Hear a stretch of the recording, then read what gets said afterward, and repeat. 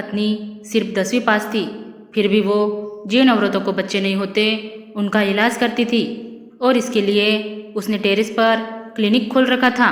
और वो जिस भी बांझ औरत का इलाज करती वो प्रेग्नेंट हो जाती। मैं नीचे काउंटर पर काम करता। उसने मुझे कड़क शब्दों में कहा था कि तुम ऊपर बिल्कुल नहीं आओगे, क्योंकि ऊपर औरतों का इलाज होता है। और उसकी वह बात मैंने मान भी ली, क्योंकि इससे हमें बहुत पैसा मिलता था। पर मुझे हैरानी इस बात की होती कि टेरेस पर सिर्फ वो औरतें ही जा सकती थी जिन्होंने बुर्का पहन रखा हुआ हो। मुझे मेरी पत्नी पर शक होने लगा और एक दिन मैं बुर्का पहन कर ऊपर टेरेस पर चला गया और सामने जो देखा तो मैं सन्न रह गया, क्योंकि मेरा नाम शेखर है। हमारी आर्थिक स्थिति अच्छी नहीं थी, इसलिए हमारा गुजर बसर बड़ी मुश्किल से होता था। मैं पढ़ा लिखा था पर मेरे पास नौकरी नहीं थी और मेरी पत्नी सिर्फ 10वीं पास, पर क्या पता और कैसे मेरी पत्नी ने एक अक्ल लड़ाई और टेरेस पर एक क्लिनिक शुरू कर दिया, जहां वो उन औरतों का इलाज करती थी जिन्हें बच्चे नहीं होते थे। साल भर तक तो कोई ज़्यादा नहीं आता था।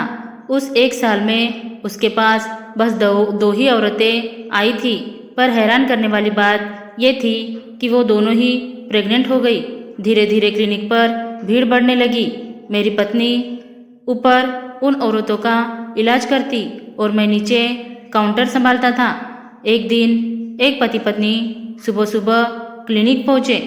मैंने उस औरत को ऊपर जाने के लिए कहा और उसके पति को नीचे ही बैठने के लिए कहा। आधे घंटे से ऊपर हो गया था उसकी पत्नी को ऊपर गए हुए, इसलिए वो ऊपर जाने की जिद करने लगा। मैंने उससे कहा कि ऊपर और भी औरतें हैं, इसलिए आप ऊपर नहीं जा सकते। मेरी पत्नी मुझे भी ऊपर नहीं जाने देती। यह सुनकर वो चुप बैठ गया। थोड़ी देर बाद 2-3 औरतें बुर्का पहने हुए ऊपर टेरेस पर चली गई। करीब 2 घंटे बाद उस व्यक्ति की औरत नीचे आई। मैंने गौर से देखा तो उसके हाथों में कोई दवाई नहीं थी, पर चेहरे पर खुशी ज़रूर थी। दोनों पति पत्नी वहाँ से चले गए। थोड़ी देर बाद वो दोनों औरतें नीचे आई और चली गई और उन्हीं के पीछे पीछे मेरी पत्नी सरिता भी नीचे आ गई। उसने अपने चेहरे से मास्क हटाया और जो हैंड ग्लव्स पहने हुए थे डस्टबिन में डाल दिया। मैंने उसे देखा तो वह भी हल्की सी मुस्कुराई। तभी मैंने पूछा कि सरिता, तुम सिर्फ 10वीं पास हो, फिर कैसे इन औरतों का इलाज करती हो? उस पर उसने कहा कि मेरे लिए बस इतना ही काफ़ी है कि मैंने ऐसी औरतों की गृहस्थी टूटने से बचाई है। यह सुनकर मैं शांत हो गया। पता नहीं वो मुझसे क्या छुपा रही थी, पर आखिर मैं उसका पति हूँ। कम से कम उसको मुझे तो बताना चाहिए था। शुरुआत में मैं उसके काम पर ज़्यादा ध्यान नहीं देता था, पर धीरे धीरे उसका नाम सब जगह हो गया। शुरू में तो वह 1 या 2 औरतों का ही इलाज करती थी, पर अब वो दिन में करीब करीब 20 से 25 औरतों का इलाज करती है। अकेले को ये सब संभालना बहुत मुश्किल हो रहा था, इसलिए नीचे काउंटर शुरू करके मैं उसका ब्लड सैंपल लेता। उसके ट्रीटमेंट के करीब 3-4 घंटे लगते।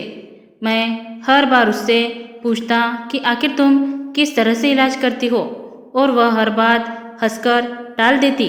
मैं कभी कभी सोचता कि उस क्लिनिक में पेशेंट होने पर मुझे जाना मना है, पर पेशेंट न होने पर भी मेरे लिए सख्त मनाही थी। मैं अपनी पत्नी से ज़्यादा कमाई नहीं कर सकता, क्योंकि मैं काफ़ी सालों से बेरोज़गार था और उसकी कमाई से घर चलता था। पहले तो 2 वक्त की रोटी मिलना मुश्किल था, उस पर 2 बच्चों की जिम्मेदारी वो अलग, और मैं बेरोज़गार था, इसलिए वो मुझे बार बार ताने मारती थी। कई बार वो मुझसे लड़कर मायके चली जाती थी और फिर उसने खुद ही कुछ करने की सोची। एक दिन वो मेरे पास आई और मुझसे कहने लगी कि सुरेश, मुझे टेरेस पर एक क्लिनिक शुरू करना है। मैंने कहा, तुम सिर्फ 10वीं पास हो, फिर तुम क्लिनिक कैसे शुरू कर सकती हो? वो बोली, तुम चिंता मत करो, जिनके पति बेरोजगार होते हैं उनकी पत्नियां कोई न कोई रास्ता ढूंढ ही लेती हैं। मैं मुंह सीधा करके वहाँ से चला गया। आखिर मैं उससे टेरेस पर 2 कमरे का क्लिनिक तैयार कर ही लिया।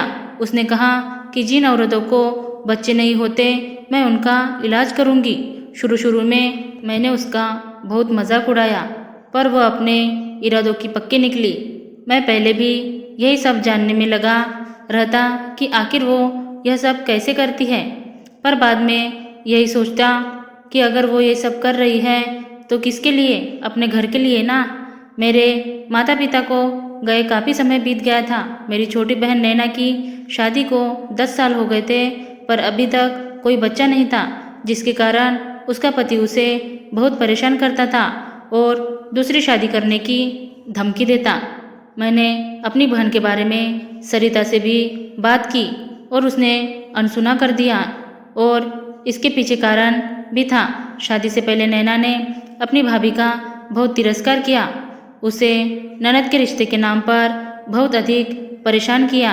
मैं भी कई बार अपनी बहन की बातों में आ जाता था और सरिता पर हाथ उठा देता था, और ये सरिता को अच्छी तरह से याद था, और शायद इसलिए वो नैना का इलाज करने के लिए बिल्कुल भी तैयार नहीं थी।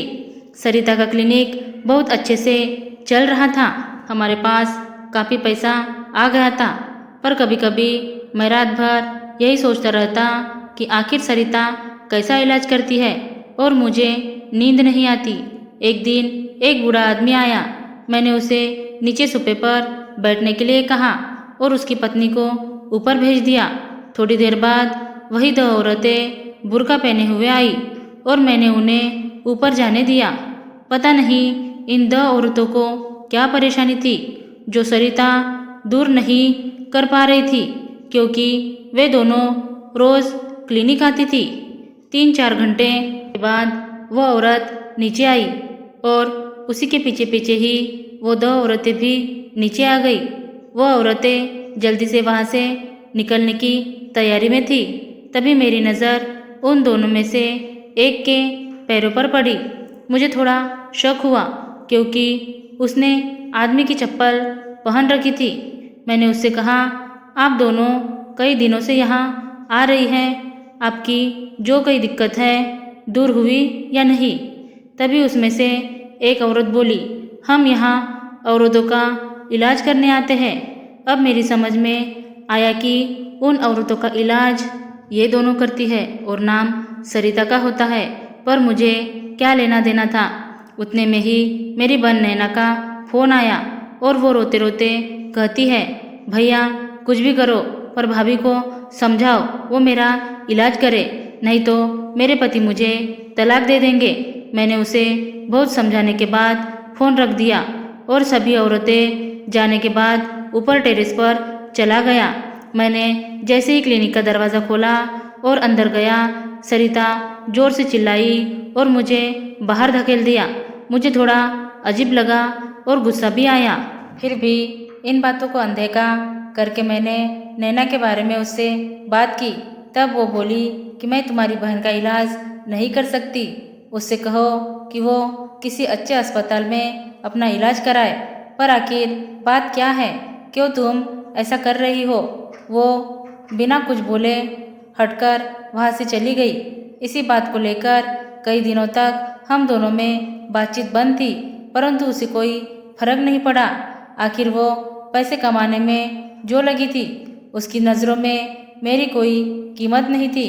कुछ दिनों बाद नैना रोती रोती घर आई और कहने लगी, भैया कुछ भी करो पर भाभी को कहो ना मेरा इलाज करने के लिए। आज मेरे पति ने मुझे मारकर घर से निकाल दिया और बहुत जल्द वो मुझे तलाक देने वाला है। ये सब सरिता सुन रही थी और उस पर इन बातों का कोई असर नहीं हुआ। मैंने सरिता के सामने हाथ जोड़े और कहा, नैना ने शादी से पहले तुम्हारे साथ जो व्यवहार किया उसके लिए मैं तुमसे माफ़ी मांगता हूँ, पर तुम इसका इलाज कर दो वरना उसका पति उसे तलाक दे देगा। हाँ तो कोई बात नहीं, हम नैना की दूसरी शादी करवा देंगे, पर मैं उसका इलाज नहीं कर सकती। मैं हैरानी से उसकी तरफ देखे जा रहा था। पर क्यों तुम उसका इलाज नहीं कर सकती? ये मेरी कसम है, मैं अपने घर की औरतों का इलाज नहीं कर सकती और ऊपर क्लिनिक में चली गई। कुछ दिनों के बाद नैना का तलाक हुआ और वो हमारे पास आ गई। मुझे सरिता पर बहुत गुस्सा आ रहा था और मुझे यह भी पता करना था कि उसने नैना का इलाज क्यों नहीं किया।